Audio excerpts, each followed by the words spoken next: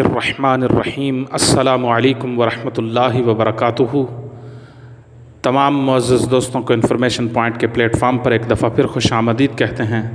سامعین و ناظرین، اگر آپ کو ہماری ویڈیوز پسند آئیں تو پلیز ان کو لائک کیجئے، ہمارے چینل کو سبسکرائب کیجئے اور ہماری ویڈیوز کو شیئر کیجئے۔